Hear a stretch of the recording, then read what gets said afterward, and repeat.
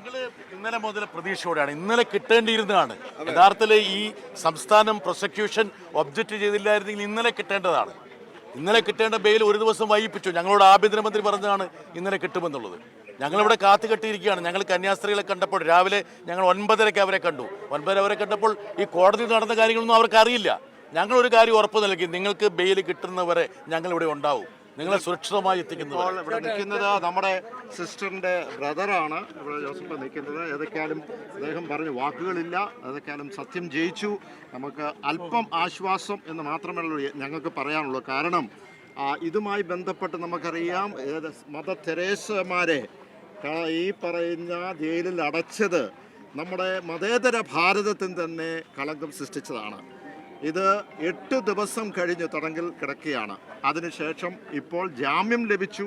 പക്ഷേ അത് മാത്രം പോരാ, ഇൻവെസ്റ്റിഗേഷൻ ഓഫീസറിന് കുറ്റക്കാരനല്ല എന്ന് കണ്ട സ്ഥിതിക്ക് അവർ തന്നെ എഴുതി കൊടുക്കണം, ഈ ഭരണകൂടം എഴുതി കൊടുക്കണം കുറ്റക്കാരനല്ല എന്ന്. എങ്കിൽ മാത്രമേ ഇതിൽ നിന്ന് ഒഴിവാകാൻ പറ്റത്തുള്ളൂ. അതിനുള്ള സമ്മർദ്ദമാണ് നടത്തുന്നത്.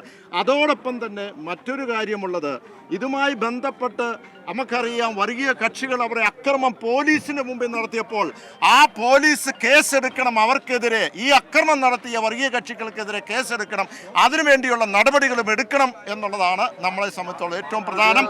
ഇതൊരു സഹനത്തിൻ്റെ ഒരു സൂചനയാണ്. ഇത് 2 സിസ്റ്റേഴ്സിൻ്റെ അല്ല, ഒരു സമൂഹത്തിൻ്റെ, ഈ രാജ്യത്തിൻ്റെ അവകാശത്തിന്, സ്വാതന്ത്ര്യത്തിന് വേണ്ടിയുള്ള പോരാട്ടമാണ്. ഇത് 2 കാര്യമാണ്. ഒന്നത് കേരളത്തിൻ്റെ ആകെ വിജയമാണ്, കേരളത്തിൻ്റെ ആകെ വിജയമാണ്.